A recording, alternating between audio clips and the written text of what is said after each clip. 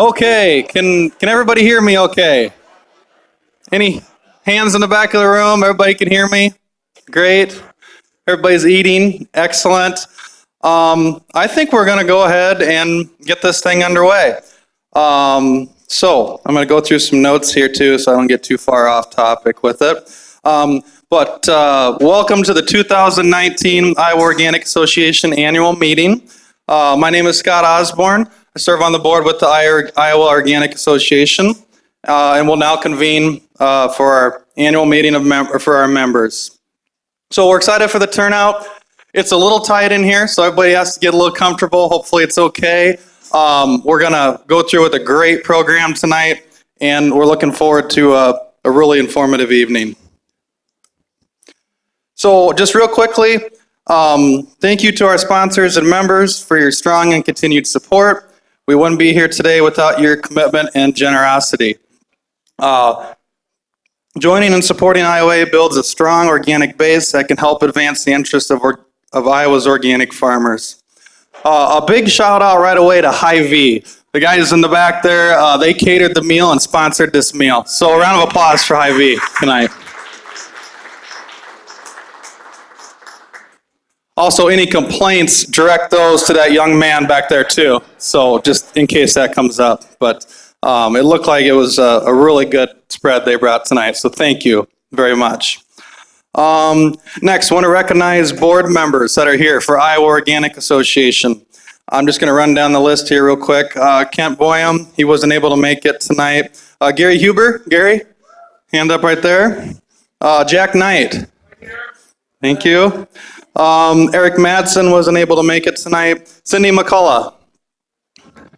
Cindy, thank you. Paul Muggy. Thank you, Paul. Patty Naylor. Patty right there, great. Mark Schuett.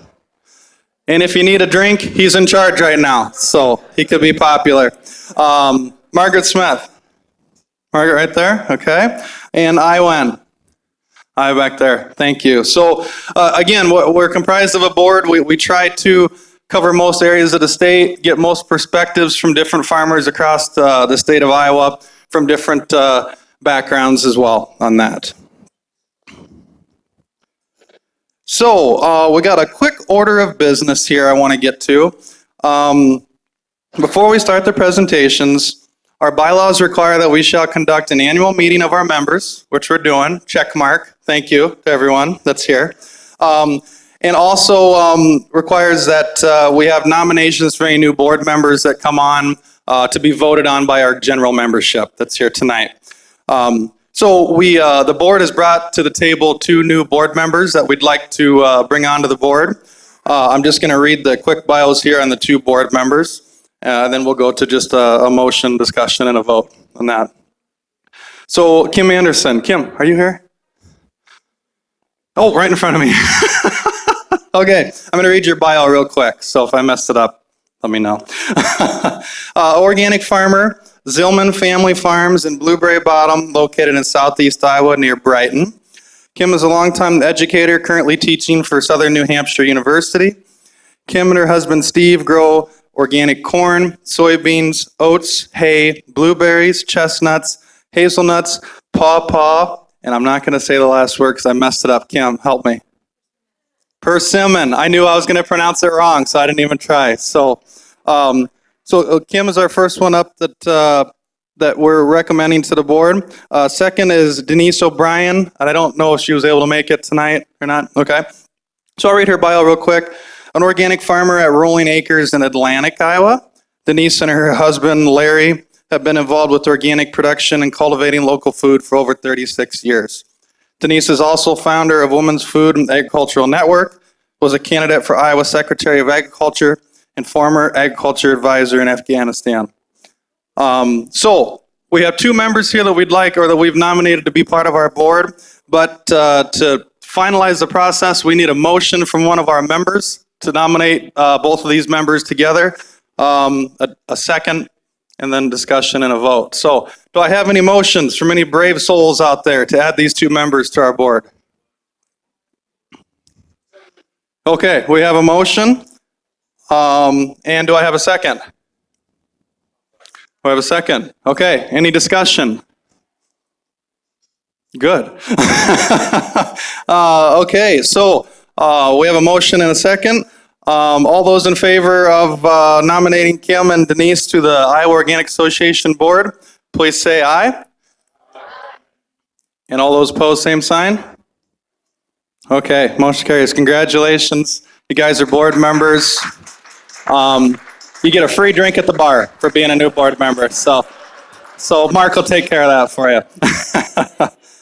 Let's see. With that, I also do real quickly want to just mention our sponsors. We really appreciate all the support we've had with our sponsors. So I'm just going to list them off here real quick. Our barn raisers was American Natural and Grain Millers. At our cultivator category, we had AGI SureTrack, Agri Energy Resources, Albert Lee Seed, Blue River Organic Seed, Farmers Hen House, and Welter's Seed and Honey. And then at our cedar level, we had Blue Stem Organic Feed, Cashton Farm Supply, F.W. Cobb's Company, Hall Robertson, OCIA Chapter 1 of Iowa, the Schooler Company, and Sunrise Food International. So please, a quick round of applause for our sponsors this year.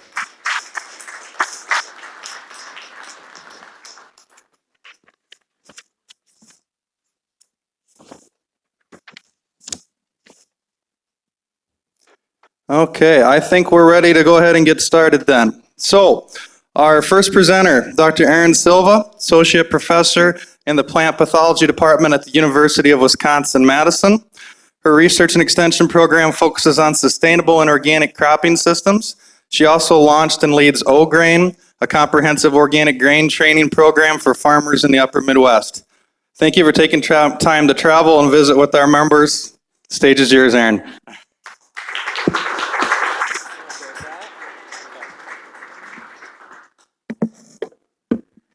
Well, thank you. It's a pleasure to be here. What an exciting night. Such a great crowd. And it'll be great to share what we're doing with OGRAIN. And I'm also going to share some of the research we've been doing at UW-Madison.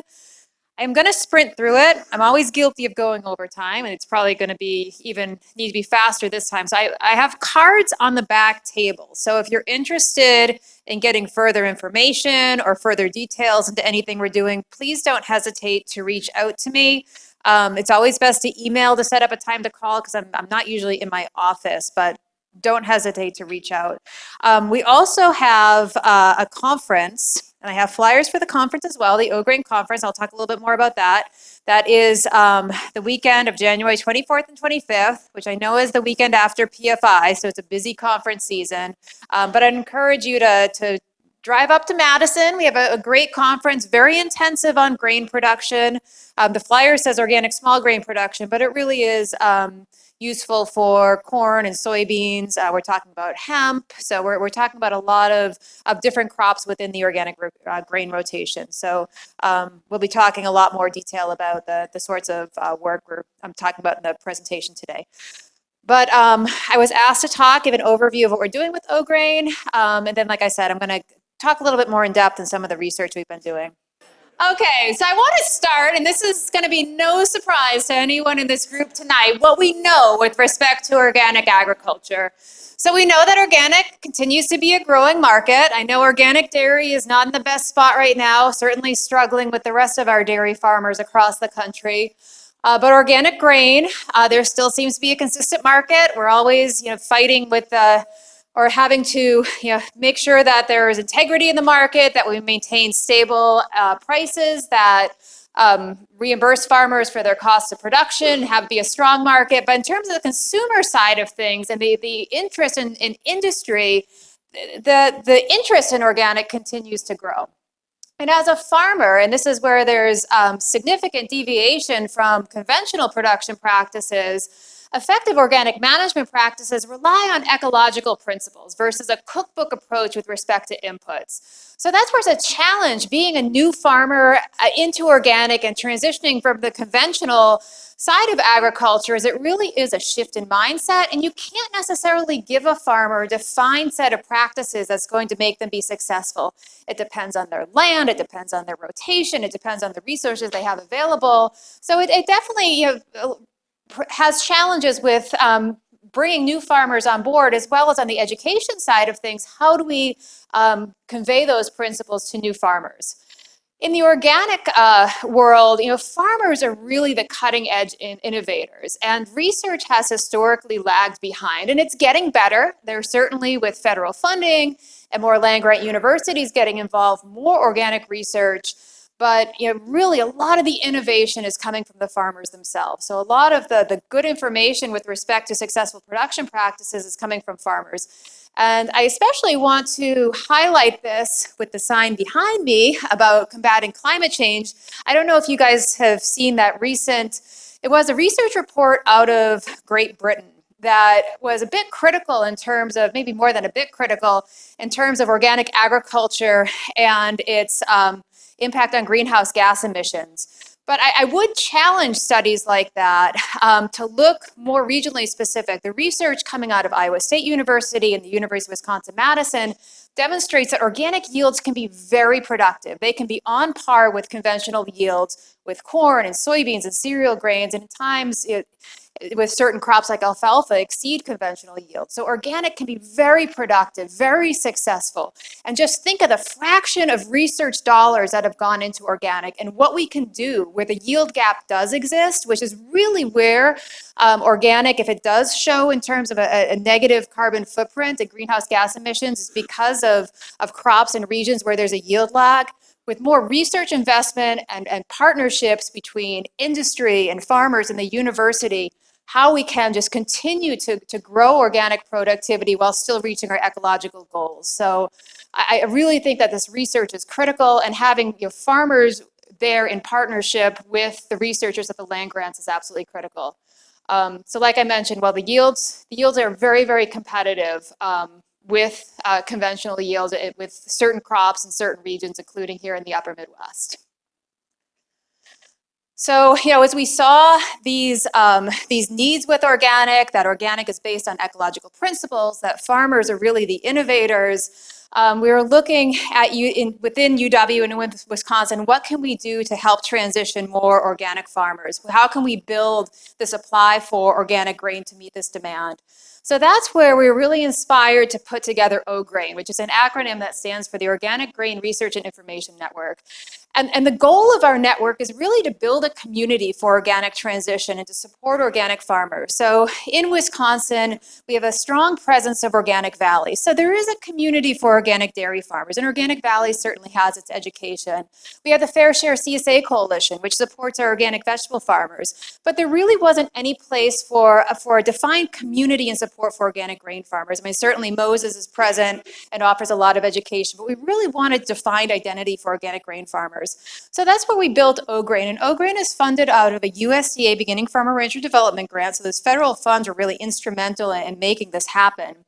And OGRAIN, in terms of its resources, we have a winter conference. Again, encourage you to pick up a flyer and come. Tom was our keynote speaker last year, so we've had Iowa presence at the conference. We have summer field days, and certainly would welcome to host a field day in partnership with any Iowa organization.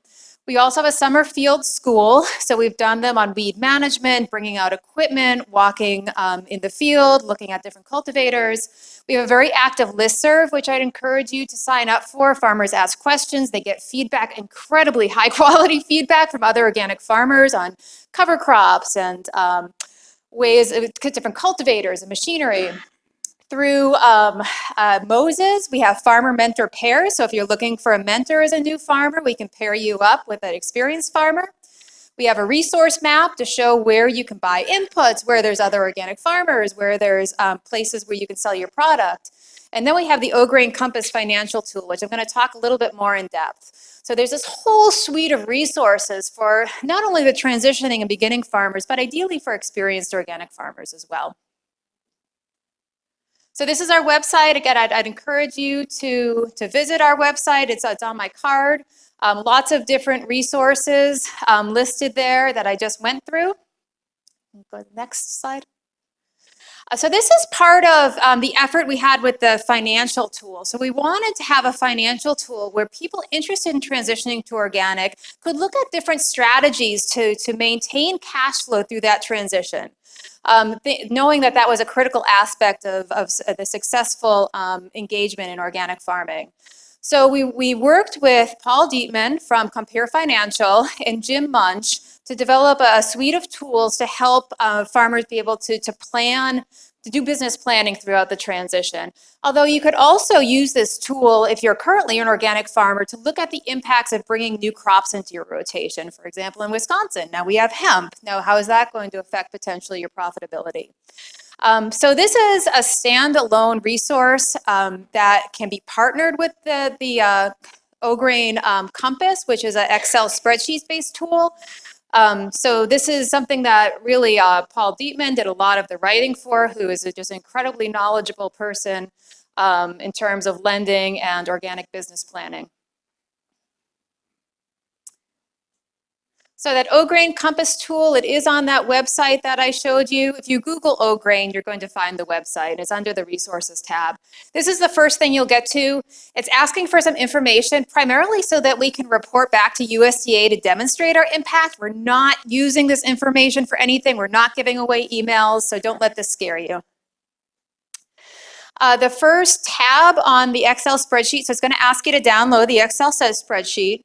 And then there's a variety of tabs on the bottom of the spreadsheet. So the first tab is essentially a manual. So it gives you some instructions of what to anticipate in terms of data that needs to be entered into the spreadsheet, what are going to be the outputs. So it's valuable to read through this first tab. The second tab is where you can look at different crop planning scenarios. So different strategies in terms of crop sequence and rotation and the number of crops you're going to include within that crop sequence. So you can also look at what the impact of those as transitioning acres and certified organic acres are. So look at the different inputs you might use in those different systems, as well as the different yields and prices you would get for those crops. So you can look at the different crops and anticipate, project what acres you're going to grow per year. On the next slide, we ask the farmers to put in some assumptions on yield. There is a tab on that, or a link on that initial tab that gives some resources in terms of what to estimate for yield. Certainly, if you are currently farming, you know what your historical yields have been. If you're in a county with other organic farmers, there may be resources there.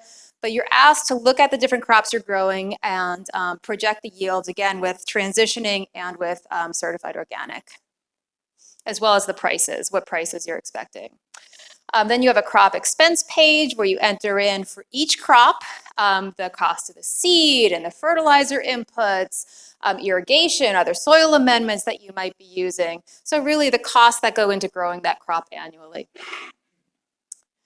And then, so these are where it gets interesting in terms of the data and the outputs that you get as a farmer. So you enter in all that information, and then this is what the tool gives back to you. So it gives you an anticipated gross profit per crop using low and high yields and also the different price ranges. So this is where, again, very valuable through transition. Look at different scenarios, whether you want to put that all in hay, whether you want to look at putting it in corn. During transition, it's really important to try to maintain cash flow as much as possible. And this allows you to put in different scenarios to see how you could achieve that. This is another way to look more at the overall farm finances, because we look at, organic. If you've been a successful organic farmer, and this is again where you have that change in mindset from conventional agriculture, organic, you're in it for the long game. You're not looking at necessarily annual expenses and profits on an annual basis, but you really want to look at over the course of the rotation, 5-10 years out, what is the farm financial situation in the long term?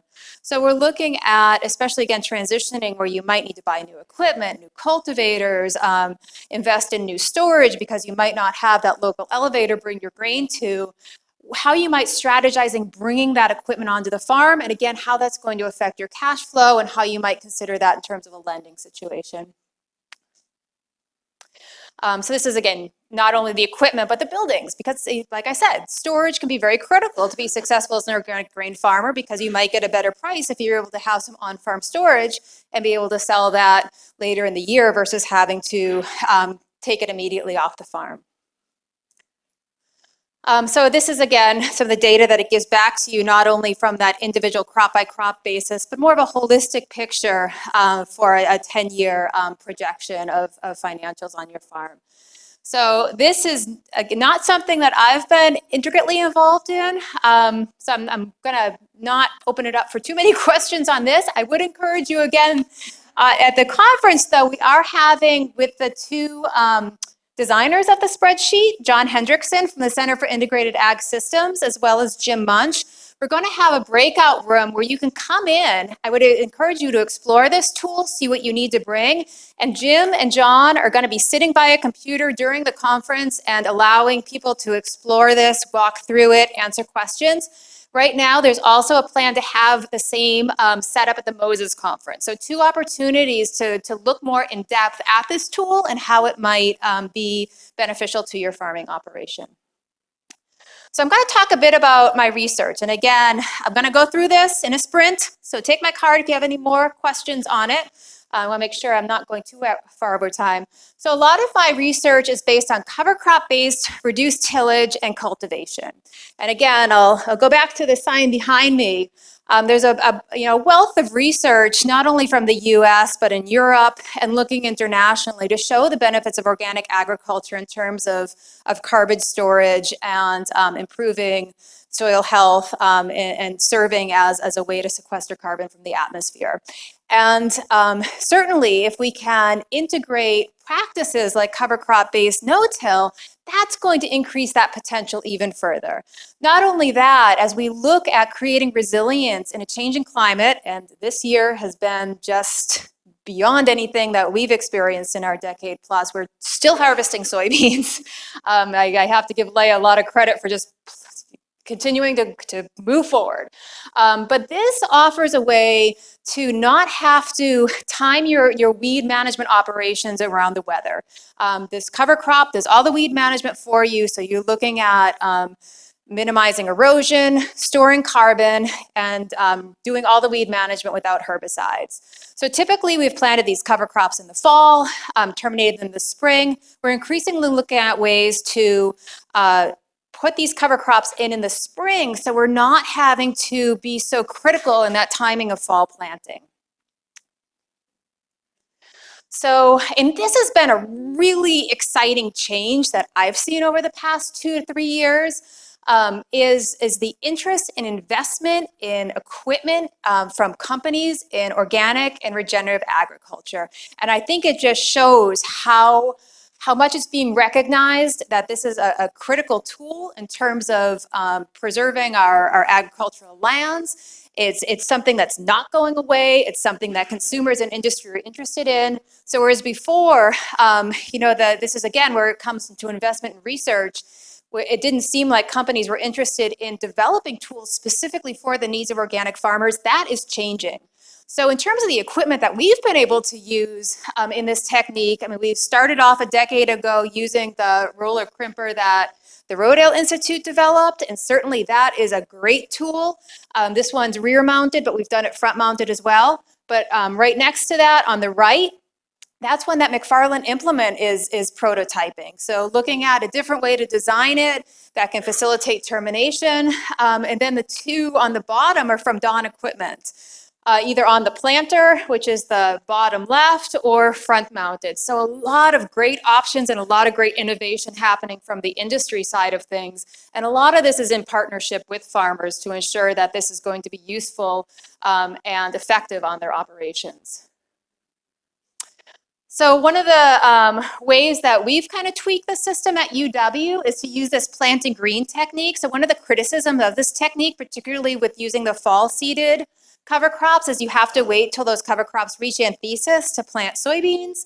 or corn, if you're using corn in the system, and farmers don't necessarily want to be tied to that for a planting date. So just like you've been hearing about planting green in the conventional cover cropping world, we're doing that with organic roller crimped cover crops. So these soybean plants, you can kind of see where there's a little bit of kink in the stem. That's because the roller crimper actually went over the emerged beans. You can see they're at about the V1 stage here. And the beans do quite well. They have that little kink in them, but the beans actually survive. I will be cautious though. The first 2 years I did this was probably about 5 or 6 years ago. It worked beautifully, but it was what I'd probably call a typical spring, where we weren't like dealing with cold weather and rainfall after rainfall after rainfall. We are seeing not as much of an advantage now the last couple of years, because in those cold, wet conditions, what I'm anticipating is happening is that those beans, they either are getting predated or the seed's not germinating under those cold, wet conditions. So I want to be a little bit cautious on the advantage of that, and I'll show a little bit of data in a bit. But this is an option. We typically get to plant about 2 to 3 weeks earlier because we're planting at the boot stage. Those beans come up under the rye cover crop, and then we roll over the beans. So this is a photograph of those beans coming through the rye, and then that rye, it desiccates, it stays on the soil surface, it maintains that layer of mulch throughout the growing season, and all the weed suppression is done through this layer of mulch. This is what the beans look like in early July. If you do this, it's a little scary at first because the beans, they look a little yellow, they look a little chlorotic, they take a while to start going, but they will catch up. And you can see just that incredibly thick layer of mulch there that's suppressing the weeds. So no herbicides, great weed suppression. No cultivation. This is a little bit later. You can see those beans starting to catch up, but you can still see that great weed suppression. So this is another new tool. You can hit it again because I think it's a video. So does anyone know what that is? Have you guys seen that or heard of that? No, it's not a flamer. So this is again from Dawn Equipment. It's called the Romo. So it's essentially little, they're like little lawnmowers that are between the rows.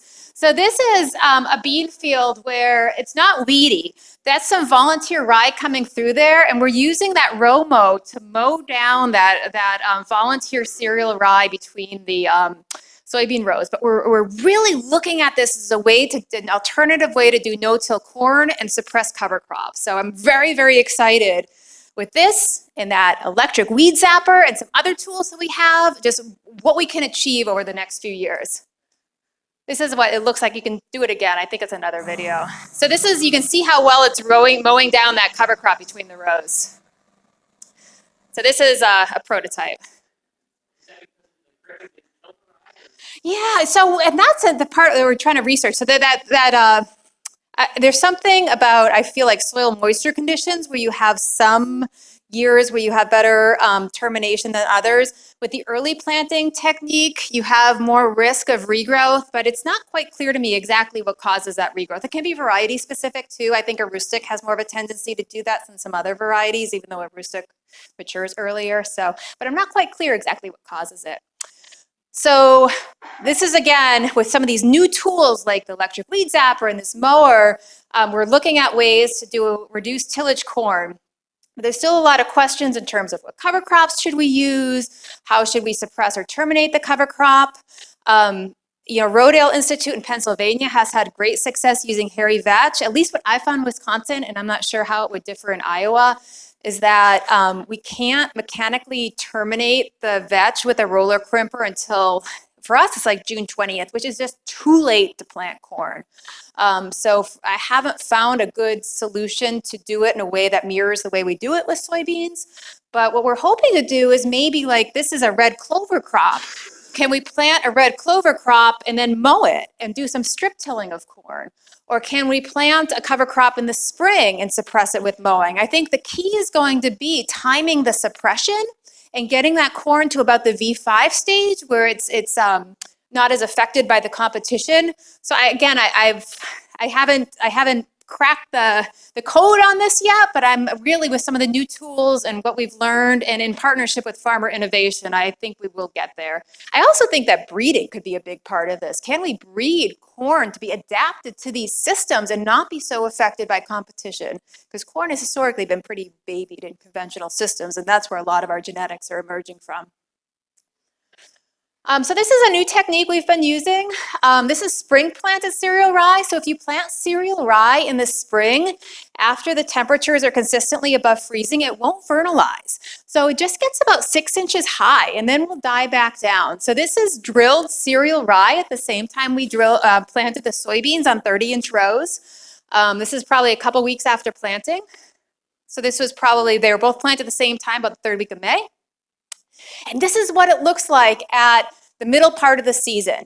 So this, again, we did do a little bit of tine weeding here. So it's not completely cultivation free, but you can see that mulch on the bottom. That's that spring planted cereal rye that stays vegetative till it gets about 6 inches and then desiccates and dies back down. And that, between that and the allelopathy, that suppresses the weeds. So if farmers can't get their rye in the fall, this is an alternative. Granted, it's a more risky alternative, but it is an alternative. And then we're continuing to try to get the seeding rates and the planting dates down.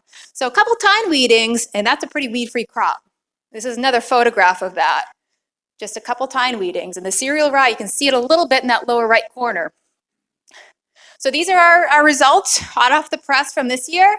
So let me try to walk through this. So control, that's typical cultivated soybeans, planted mid-May is early, and late is first week of June. So a little bit of a yield bump on those control beans, 52 bushel an acre, planted in mid-May. Spring rye, planted the same day or 5 days after planting the soybeans. We got 52 bushel an acre off of that with just a couple of tine weeding. So we were really, really happy.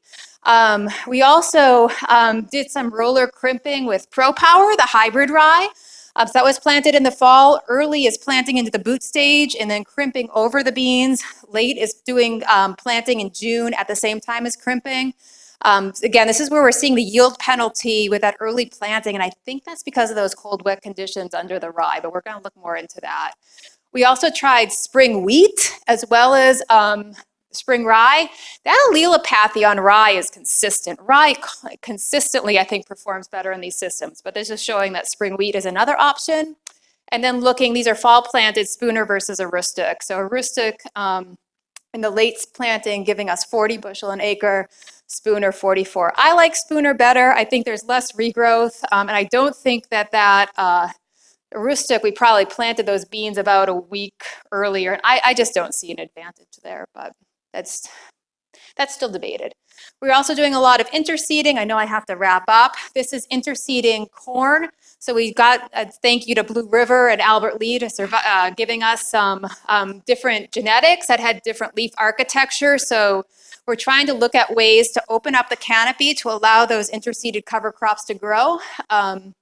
So those seed companies gave us different hybrids with different leaf architecture. We planted at different planting densities to see if that was advantageous to interseeding. I'm having mixed luck there. It's really hard to get those crops to continue throughout the season because it's just such a dense canopy. These were incredible. We did really well with corn. We got 185 bushels an acre, which is really good for us. But we're still working on these systems too. That's tillage radish, which is my favorite. If you're interseeding, I really like tillage radish, although mixtures are an option as well. Next slide is annual ryegrass, which is also an option. We don't have problems with the annual ryegrass overwintering in Wisconsin, so I will put that caveat on moving south if that might be a concern. But annual ryegrass does pretty well in these systems as well. Okay, this is my last couple of slides. We are doing an organic soil health study on farms. I think this is really cool data, so I just want to show this real quickly. So we're doing 100 individual fields on organic farms throughout the southwestern part of Wisconsin. So we're looking at different factors with respect to crop rotation and cover cropping and time under organic management. So we're taking the soil and we're measuring the soil microbial communities always after the corn phase. And then we're using those soil microbial communities from those different fields under different lengths of time under organic management and essentially inoculating those into pots. So we're looking at the impact of soil microbial community on crop growth and also response to different nitrogen sources. So this slide, this is where I think it gets so cool in terms of our understanding of organic. So I'll try to walk through this. So bacterial diversity is on the x-axis. So on the right-hand side of the slide, those are communities with low soil microbial diversity, and on the right side, or left side is high microbial diversity. So it's a little hard to see here, but that line on the very bottom that's kind of green, that's urea. So I think this is really interesting to show the difference between organic and conventional. Urea, it doesn't really matter in terms of crop response, which you can see in terms of rye biomass on the y-axis. Soil microbial community, it's a mineral fertilizer. So microbial community is not going to impact crop growth. But when you look at the different end sources that an organic farmer would typically use, clover is the red line in the top. And you can see, being an easily digestible legume, in this particular instance, the low diversity actually responded quite well.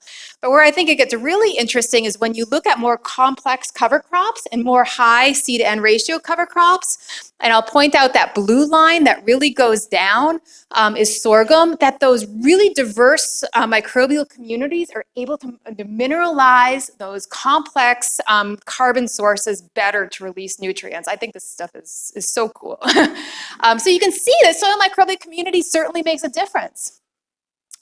And then this slide, this is my last slide. So this is time under organic management. So I think this kind of illustrates what organic farmers have argued. And then you see corn height as our proxy crop. So the fields that we took the soil microbial communities at 0 time point and then fed sorghum, again, a complex carbon source. So it's more complex to mineralize that and then release the nitrogen. The more time you are under organic management, the higher the corn grows.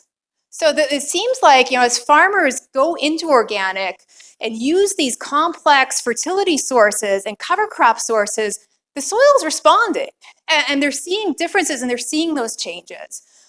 So this is just the tip of the iceberg with some of these soil microbial community studies we're doing, but I think it shows some really cool results and backs up a lot of the farmer observation that we've seen over the years. So maybe I have one more slide, maybe not. Okay, I'm not sure what they are.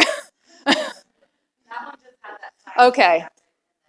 Oh, you have my contact information. So I'm happy to talk more about any of these research projects.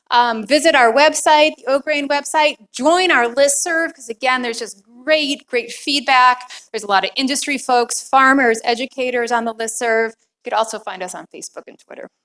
Erin, we do have a few minutes. Oh, sure. I told you I was going to sprint. Happy to take any questions. Yields. Mhm. Yeah. Have you seen studies that look at organic yields in multi-crop? No, and that's definitely something too that I've seen some really cool stuff, even out of here in Iowa, not only on organic farms, but in conventional too, where I'm hoping that this summer we can look at, Dave Andrews is here that I know did this sort of work where you're planting both soybeans and wheat at the same time and double cropping and harvesting the wheat and then combining the soybeans after that. Doing planting on wider rows and doing double cropping. So we don't have any data. I'm not really aware of a lot of data. And I think there was some data out of Canada, and this isn't quite the same, but they were looking at, which in terms of, I don't think it's a problem you can't overcome, but doing a mixture of crops within the same field, not quite on defined rows. And they did find overall, you're getting higher yields. I mean, maybe not of an individual crop, but overall the productivity of the field is higher. So depending on what crops you put together and what the prices are, I mean, in terms of, again, a food security standpoint, productivity standpoint, there's an added advantage. But some of the issue there was, again, how do you harvest the crop? How do you combine it? How do you separate the different crops to sell? But I think that's something that I'm hoping we can put more effort into. One more question. Sure. Ryan with the corn for the microbial study or for the with this the soybeans, the spring planted soybeans? Oh, annual ryegrass, sure. So our interseeding study. So what we've typically done with our interseeding work is we do cultivation. We try to dial back on the cultivation, particularly what we typically do on our fields is a combination of tine weeding and rotary hoeing, depending on soil condition, and then usually 2 to 3 cultivation passes. So around the V4, V5 stage, we try to do maybe 1 cultivation, and then we plant the cover crop. So in these situations, it was about the early part of July that we hit that. But we want to kind of get to that right before that last cultivation stage, but then kind of plant the cover crop as another measure of weed suppression. Leia has done some work where she's planted the cover crop earlier and rotary hoed over the cover crop. One of the combinations she used was corn and then faba bean. So instead of cultivating, she planted that faba bean early. She may even co-planted it. And then similar to what we do with the spring planted rye, we just didn't cultivate the corn and instead just relied on rotary hoeing, just rotary hoed right over those faba beans, and they did okay. I mean, the issue is, again, trying to figure out row spacing, a canopy density, and potentially plant architecture to allow those cover crops to continue to grow throughout the season, because they do quite well early on, but between potentially dry conditions and lack of sunlight, they kind of peter off and they don't sustain as much as we would hope. Ideally, we'd like to see them maintain after harvest, and that's been a challenge. Do you have any increase in insect pressure with the wet weather? Yeah, so it's particularly with the roller crimper system or the interseeding system or any system? Any system. So the one pest that has been a bit of an issue with the roller crimper system, but this is where I'm wondering if there might be something happening with insects or predation that is just not evident, maybe slug feeding or something that, again, is causing those populations to decline with that early planting system, because I don't think it's that the roller crimper is causing a damage. But armyworms are the biggest issue, because armyworms, the moths, they don't overwinter here, but they fly in from the south and they are attracted to grasses. So the moths will come in, and depending on when the flights are and how it synchronizes with the plants emerging, they just make a home in that cereal rye. They typically don't affect soybeans though. So it's usually not a problem in a cereal rye soybean system, although I have heard farmers, it's usually been south of Wisconsin though, more in the Indiana area where it has impacted the soybean stand. But again, typically the armyworms, if they do hatch, they won't get the soybeans. But it is a huge issue in corn with these systems, which is, we know that even in a rotation, we don't want to plant one crop after another that's in the same crop family. So not only does cereal rye potentially tie up nitrogen in the corn system, it also exacerbates pest issues, including armyworm. So that would be the one pest I would be concerned. Otherwise, we haven't seen any pest issues that I've seen impact the crop.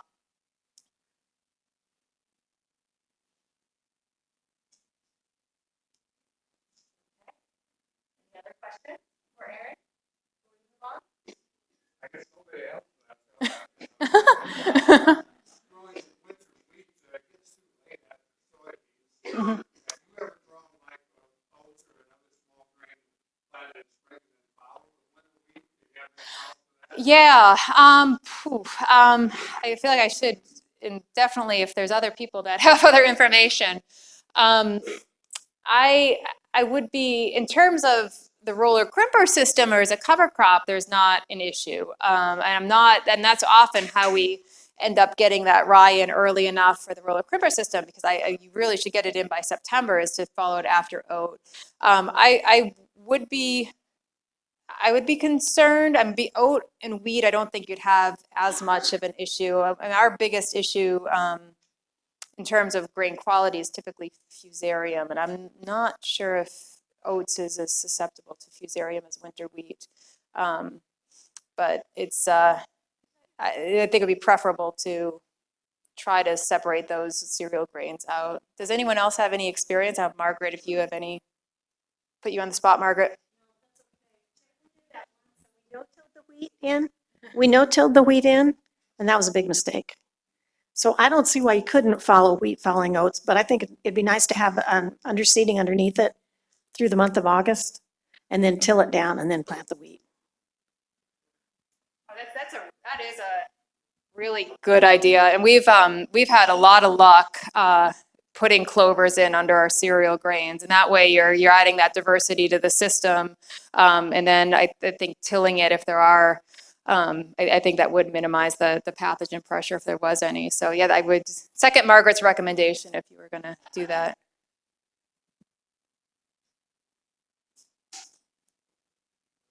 All right, thank you. Pick up flyers and cards at the back.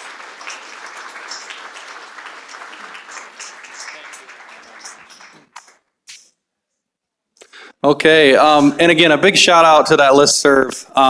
I'm on that listserv all the time. People ask questions on there, so it's really been a big help, and we appreciate you folks doing that.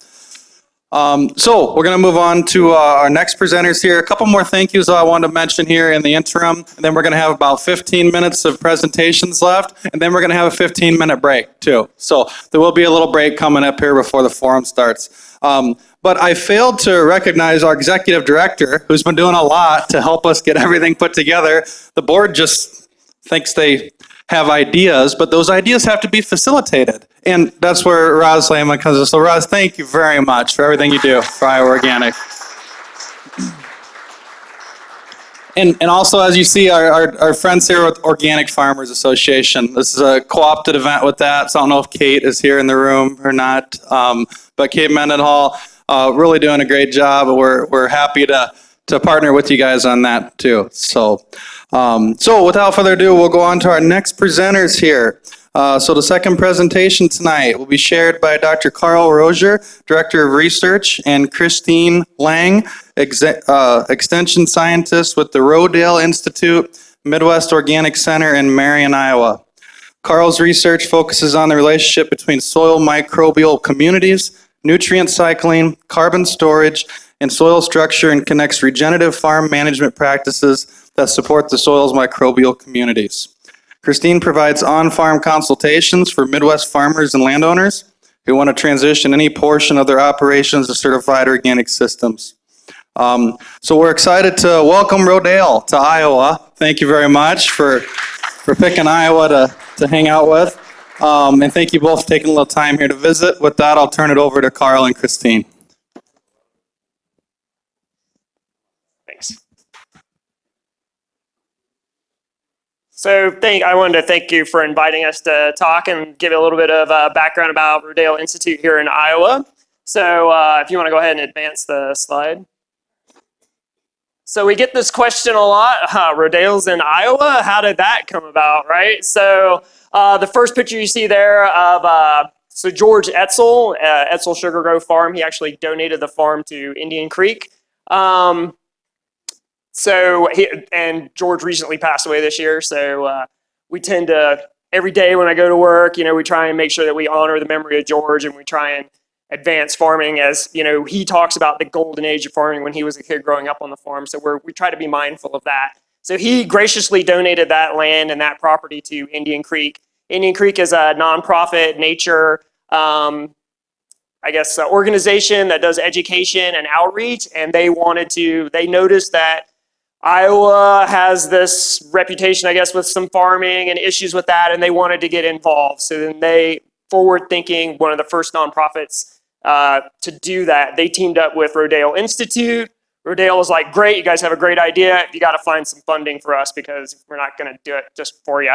So they reached out to Frontier Co-op, which is also located just outside Cedar Rapids in North Liberty.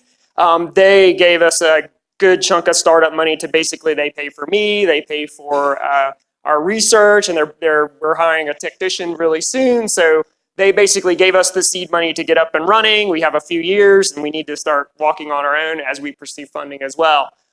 Then through the Stranahan Foundation, which is a family in Toledo, they again came in with some funding for us, and that's what pays for Christine to do our outreach and consulting for farmers that want to move to organic farming as well. So the vision, or at least what we're thinking right now of how our research will move forward in here in Iowa, is that our primary goal is to do applied applicable research that answers real questions that farmers are dealing with or producers are dealing with on the ground every day. And to make sure that we are also mindful of the need to be profitable. My farm manager reminds me of that every day. He goes, all these ideas are great, Carl, but you got to be profitable. So I'm always trying to keep that in mind. It's definitely been a very steep learning curve for me. So if you come out to the farm, this is what basically overview of what our farm looks like. The purple is the about 90 acres that we have currently at our disposal. If you want to advance the slide, because of course I put animation on this. So this year we were actually in corn. We're going to stick with our conventional farmer this year. He will move it into soybean for 2020, just because we weren't exactly sure what kind of big research projects did we want to take on in 2020. So we decided to continue that contract with him. Go ahead and you can advance it again. So this, we have about a 10-acre spot that we will start doing research on for 2020. Currently that's in sorghum, and we're going to start that transition process to organic. If you want to advance the slide one more time. So that upper corner is a pasture paddock that we have. So hopefully at some point we'll start bringing livestock. Well, the plan is to actually start bringing pigs and goats onto the farm next year for 2020. The pictures that you see there are a nutrient retention pond that actually Indian Creek put in last year that runs along that stream cut that actually catches the water that comes off the field and holds it for as a nutrient reduction. Can you advance one more time, or continue to advance for me? Our farm manager has been doing permaculture, so integrating chickens and putting about 500 fruit trees, I think, and vegetable crops along that section, which you really can't see in that picture because it kind of got cut off. Can you advance for me again? We've already started to integrate chickens back onto the farm. As Scott pointed out to me yesterday, that's not called a chicken coop, that's called a chicken house. So they have a great chicken house. We have about 70 chickens currently on the farm that I think that's about where we're gonna land there. If you can advance again. This is the field that we have under sorghum. So this will be hopefully our 5 to 10 year projects that we start working on next year. One more time. Okay, and then the bigger plan for research is to put in some lysimeters along that stream cut so we can start looking at nutrient load and pesticides and herbicide content that's actually coming into the water that's hitting that stream from these conventional practices. And a couple more. So I wanted to stick these two pictures in because my farm manager sent me this. He sent me the one of this plow that he found. He sent this picture. He's like, "Oh, I just dug this out of the woods, so I know you guys operate on a budget just like we do." And he's like, "I just saved your budget a ton of money." And I was like, "I don't know how much you saved me, Scott, but all right." And of course, every farm needs a farm dog, and this is our dog, our farm dog, Blue. Okay, so we can move on to the next slide. So in this slide, we're basically looking at short-term and long-term projects that we're planning for the farm. So one of our short-term projects, you can see in that upper left-hand corner, we're working with Bioverse Labs. So that far picture is a sensor, and it's a camera, and it basically uses facial recognition software, much like what your phone camera does. And it has a target, and that target we can program that robot to sense an insect of interest, so a pest that you're interested in. And then when it detects it on that trap, it will send the producer a text message that says, "Hey, there's an insect here, and a pest that you're interested in." And you can then begin to apply some kind of treatment. So this is to take advantage of remote use of these sensors for scouting and objects like that. The great thing about this is the engineer I was working with, I was like, "Well, it's great you can detect pests. How about, can you do beneficials?" And he's like, "Oh, I think I could do beneficials." And I'm like, "Great, let's start doing that," because that's really interesting when we think about how insecticides influence both pests and beneficials. We hope that this should be a 3-year project. First year to get the producers up and learning it, understanding how it works, beginning to trust the software. The second year, hopefully, that you can start doing spot applications of pesticides. And then hopefully by the 3rd year, we see a reduction in pesticide use, and you start to see this growth in beneficials as well. It's a big, long story, but that's some of the research that we're looking at with that one. We definitely want to do some cover crop research on the farm as well. I definitely want to take some of the lessons that we've seen coming out of Maryland with nutrient reduction into the Chesapeake. I think we could definitely improve upon what they've been doing here with deep-rooted cover crops and organic matter additions to kind of lock that up. lock up those nutrients. So that's another study we're basically starting to develop as we move forward. Our big 5-year study, 5 to 10-year study, will be looking at the integration of or recovery of soil health. So if you've been under conventional, if the soil's been under conventional farming, how can we jumpstart that process? So when I tend to think as a microbiologist, I think about how the biological, the chemical, and the physical play into the biological community. And when we farm and when we use the soil, when we put a crop on it, we begin to draw on those 3 compartments. And we start to draw on those too much, then we see this outbreak of pests. We see a loss of nutrients. We see a loss of soil structure. And then we can manage those by using pesticides or herbicides or chemical nutrients. And then we think we're bringing the soil back into balance, but really we're overloading one side. So our long-term study will be to look at the use of biofertilizers or bioinoculants to kind of jumpstart that microbial community, use of deep-rooted and shallow-rooted cover crops, organic matter additions, and as well as integrating livestock back onto the farm in both pest management and cover crop termination studies as well. So that's our big goals right now. Hopefully next year we'll get up and running on several of those, fingers crossed. But with that, I'm going to turn it over to Christine, and she's going to talk about her outreach. All right. I just want to say that it's a real pleasure to still be here in Iowa. I know many of you in the room, or I've spent a lot of time watching videos or presentations by the remainder of you. So I'm very honored to still be here in the state. So Rodale Institute is getting into the consulting game. And this is, my efforts here in Iowa are being modeled after about 9 months of work that's been ongoing in Pennsylvania. So currently there's one organic crop consultant in Pennsylvania who's being funded by the Pennsylvania Department of Agriculture, which is very, very interesting and exciting.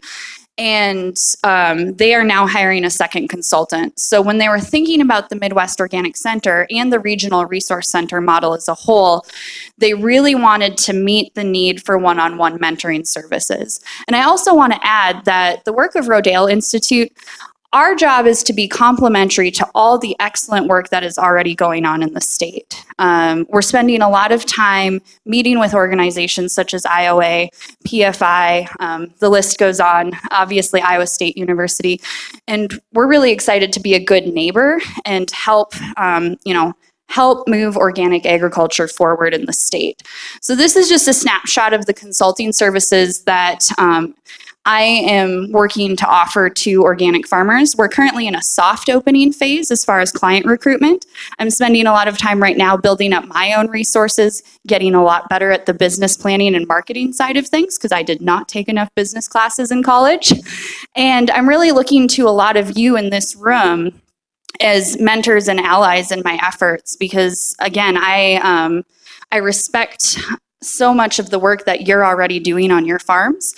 And I was really honored because Wendy Johnson gave me the chance to just ride around in the combine and pick her brain for 4 hours. And those are the sorts of things that I'm really interested in doing. So if you want someone to come ride around in the combine with you, or just if you're willing to have me for coffee, I would be happy to be on your farm. You can go to the next slide. So the overall goal of the Midwest Organic Center is to really help the Midwestern United States become a world leader in organic grain production, but also focusing on diversification. I'm not really going to go into this today, but another part of my role will be some specialty crop production research on farm, and adding to that diversification component is really important. I want to acknowledge that I expect to work with both farmers and landowners since we have a lot of tenant situations in our state.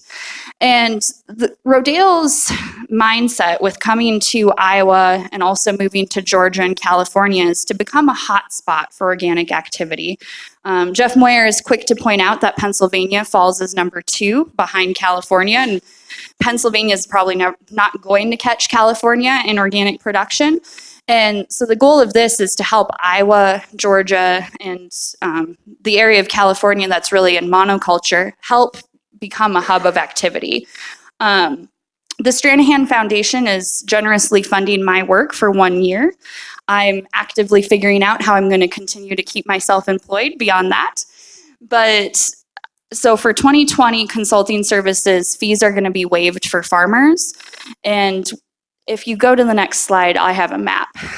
So my goal is to really be pretty Iowa-centric, as I'm one person and we're building everything from the ground up, and then expanding our reach outward and expanding across the Midwest. My counterpart, Sam, he's probably going to end up taking more of the Ohio, Michigan side of things. We'll just kind of see how that falls out as we bring on more organic crop consultants.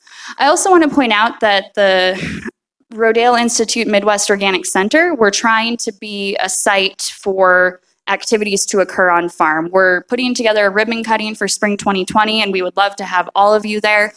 As we get our research implemented in the field and have something to show you, we're looking forward to having a field day. I should also point out that, again, this partnership is with Indian Creek Nature Center, and they're hosting the National Conference for Nature Centers in September of 2020. So it's a really interesting conversation that's continuing between nature center professionals and agriculture and how we can all work together. And we're always happy to do tours. And I should point out that our farm manager, we've mentioned Scott's name a few times, but it's Scott Kepke. And many of you in the room have probably interacted with Scott. We've learned very quickly. I thought I knew people in Iowa. Scott literally knows everyone in Iowa. And he's just been such a blessing for our team and, grounding us in our wisdom and our reality, and his relationship building skills have been really important. And, we're really working on our roadshow game. So just trying to get out there, give presentations, getting out at conferences, getting to meet all of you one-on-one, and looking for ways that we can partner to host workshops and on-farm field day collaborations. So I appreciated Erin talking about how we can collaborate for field days, because that's exactly what we're looking to do. And if you advance to the last slide. This is all of our contact information. I also, on the back table, there we go. There are flyers on the back table as you leave. I was granted permission. This was a worthy flyer. So this does have our email address on it as well. But please reach out with your ideas for research, on-farm collaborations, any questions that you have. If you're like, oh my gosh, you guys are way off base, feel free to call us out. We're in the early stages, so better now than never. Thank you.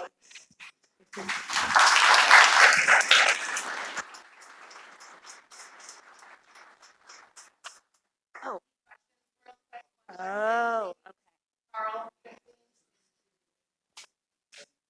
Yes. Have we identified our farms for 2020? No, folks are coming to me. So far I've had 2 people reach out. It's been very interesting. It's definitely a word of mouth game. One farmer is, I live in Buchanan County in Brandon, Iowa, if anyone knows where that is. Well known for Iowa's largest frying pan. Yeah, now you know where it is. But there was a farmer just in the next town over that was looking up regenerative agriculture and actually landed on Indian Creek's site first. So it's kind of a word of mouth game. The other person who reached out to me, and again, the line for where I stop my services is pretty arbitrary. So the first person who contacted me lives in California. Her mom lives in Minneapolis, and they own farmland outside of Fargo, North Dakota. And she got the idea to start thinking about what's being done on their land after watching the movie The Biggest Little Farm. Yeah, and apparently that's a great recruitment tool, because my counterpart in PA has already gotten 3 phone calls as a result of that movie. So it's interesting. So right now it's kind of word of mouth phase. But if you have someone that you know of that should be working with me. And again, I'm also very interested in helping those people identify their neighbors who are also organic and can serve as mentors, because I'm one person and I think we need to really focus on building community, which you're already doing. But if I can help welcome new people into the fold, since you seem like a very nice, welcoming community. Yes, Helen. Mine? Oh my gosh. So my abridged journey to Iowa was, I studied horticulture at the University of Minnesota Crookston, so practically Canada. And I was going to go into the world of ornamental horticulture. That lasted 1 season working for a small business that there was just a lot of things that kind of turned me off to it, and I decided I didn't want to just help rich people landscape their homes. So I switched to working for North Dakota State University in their research greenhouse facility, where they have incredible, very interesting crop breeding programs for everything from sugar beets to potatoes to dry beans to canola. And for some reason, all of that looked really interesting, and I was like, oh, I think I want to do graduate school. And that's what brought me to Iowa State University. So I spent 4 years getting a PhD in horticulture and the sustainable agriculture program, which is what led me here to you all. Helen's trying to get me to say that I'm a licensed historical boiler operator in the state of Minnesota. I work on historical steam engines. So if you think about the show in Mount Pleasant, I work on something very similar to that in Minnesota every Labor Day weekend. So that's my story. You have your abridged story? Let's see. I was approached by Rodale and asked to apply for the position here, and I was like, Iowa, I don't know. And I actually happened to be at the Soil Science Society meeting in San Diego, and the keynote speaker was Tom Vilsack. And he gave this amazing speech about farming and how we ask farmers to do too much and we put too much demand on them and there's not enough science being put into it. And he just kept reeling off all these things. And I was sitting there going like, all right, Tom, I'm in, right? So, and I had been kind of dogging putting my pro talk together for Rodale because I'm like, I don't want to move to Iowa. But right after that talk, I was inspired by what he was saying. And then I made sure when I was at the SSA meetings to just hit every farm talk I could do. And then I went back to my room and immediately started working on my my Rodale professional talk to try and land this position. So so Tom Vilsack, he owes me one. All right, thank you. Thank you.